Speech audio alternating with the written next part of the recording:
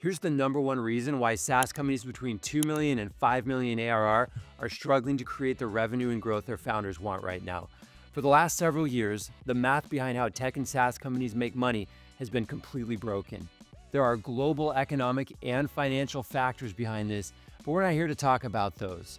Today, we want to talk about why the way you've been marketing isn't working and what you should do instead. Here's some quick background. For years, the rules of the game in tech and SaaS were to grow as fast as possible. Companies that could show the highest growth rates would fetch the highest valuations.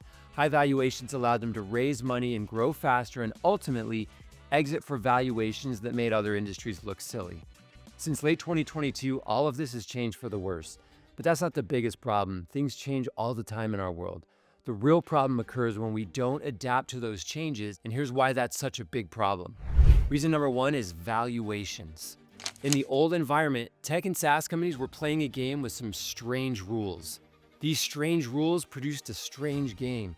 And the biggest problem with this is that we all forgot that it was a strange game with strange rules, and we started to believe this was how the world actually worked and that this all made sense. It didn't.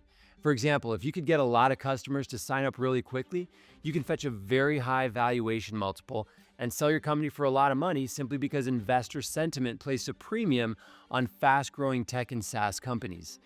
That led companies to do a lot of crazy things in the name of fast growth that wouldn't be good for business in any other environment. They would spend massive amounts of money to put leads in the top of the funnel, for example. They hired expensive SDR and sales teams to work those leads. The conversion rate on those leads was extremely low. The payback period on the money spent on those leads was long, a long time, 4 or even 5 years. This worked out often enough for the entire industry to formalize its playbook around this approach. The goal was to grow fast enough to exit at a high valuation.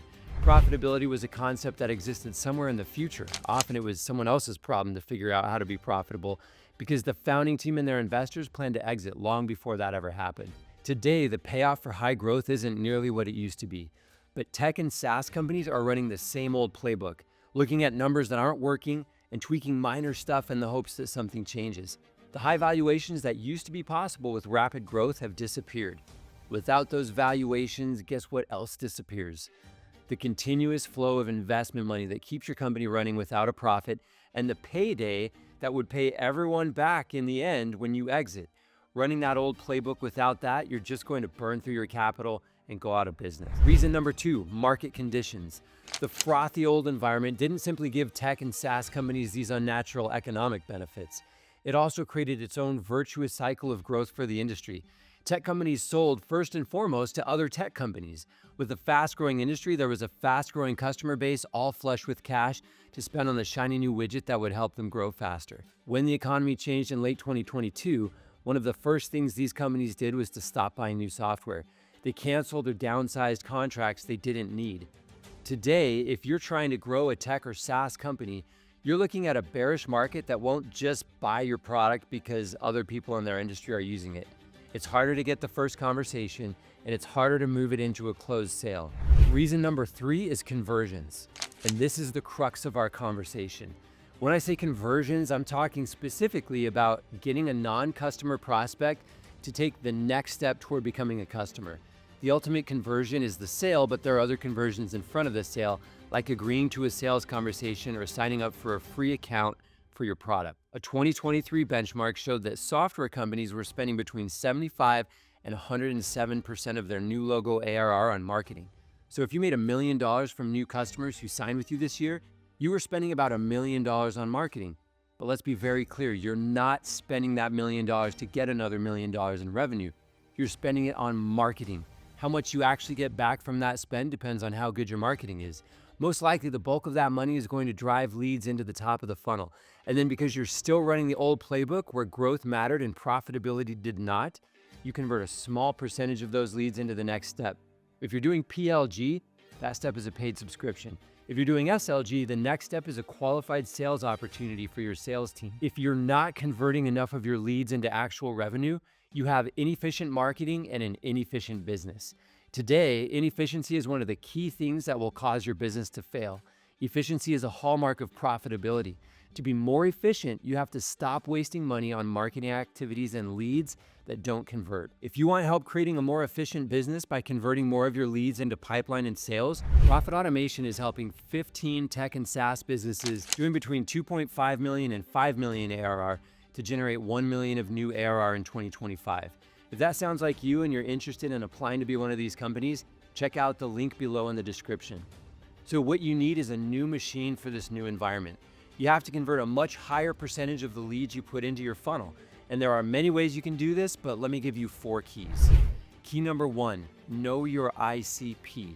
If you're spending money on leads that aren't converting, you probably don't have a tightly defined ideal customer profile. You need to know exactly who you want as a customer, and then you have to know that person better than anyone else knows them. If you want to produce content that converts them down the steps in your funnel, this is a requirement.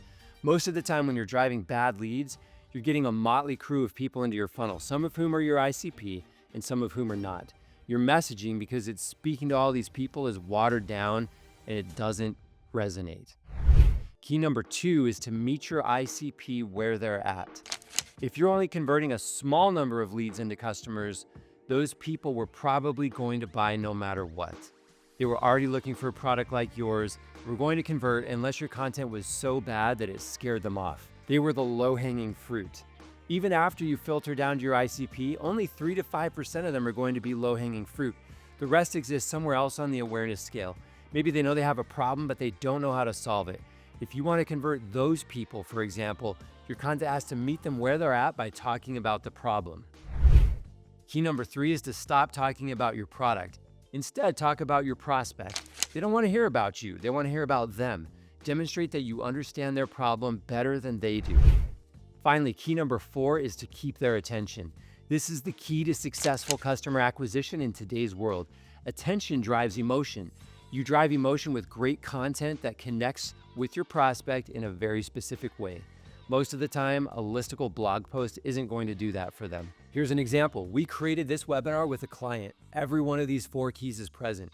We knew the ICP really deeply. We met them where they were at in their pain and not being able to grow their business. There's nothing about the product on this page. This got people's attention. We signed up over 1,000 people for this webinar twice. We got average attendance about 20%, but those that came, we had an amazing stay rate for the entire hour, and we closed about 15% of the room into a $1,000 annual subscription at the end. You can succeed in today's tech and SaaS environment, but you have to adapt. The old playbook isn't the best playbook anymore. I hope this has been helpful. If you'd like help, remember Profit Automation is helping 10 tech and SaaS businesses get $1 million in new ARR in 2025. Will you be one of them? If you think that's interesting, just check out the link in the description. Make sure you hit the subscribe button so you don't miss future videos diving deeper into each of these 4 keys. We'll see you next time.